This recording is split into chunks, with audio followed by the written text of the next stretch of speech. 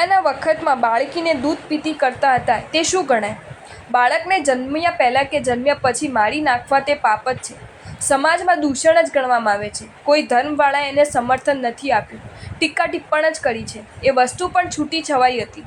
કોઈ વ્યક્તિ પોતાના બાળકનું ખૂન કરે એટલે તેનાથી જનરલ સ્ટેટમેન્ટ, સામાન્ય વિધાન ન અપાય.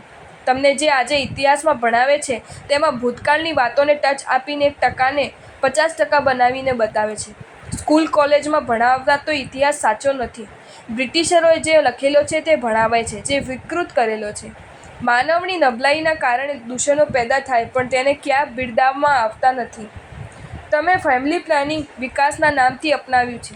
તમે શું કહો છો કે 6 છોકરાની લંગર લઈને નીકળે તો અમારી ફજેતી થાય છે. તમે માટે 2 બસને સ્ટેટસનું સિમ્બોલ બનાવવા માંગો છો ને? જ્યારે ભૂતકાળમાં 6 છોકરાનો બાપ કહે કે મેં કાંઈ દુરાચાર કર્યા નથી, લગ્ન વ્યવસ્થા જાળવીને જીવ્યો છું, તો 6 છોકરાનો બાપ હોવું તેટલા માત્રથી શું કલંકિત?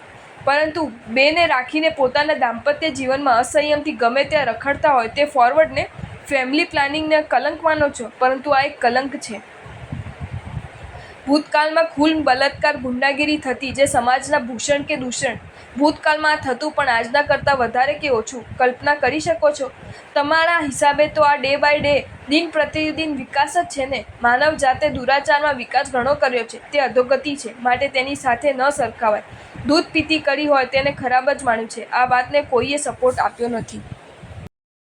જો તમને આ વિડીયો ગમ્યો હોય તો આ વિડીયોને લાઈક કરો અને મારી ચેનલ જૈન ફેક્ટ્સ એન્ડ સ્ટોરીઝને સબસ્ક્રાઈબ કરો. ધન્યવાદ.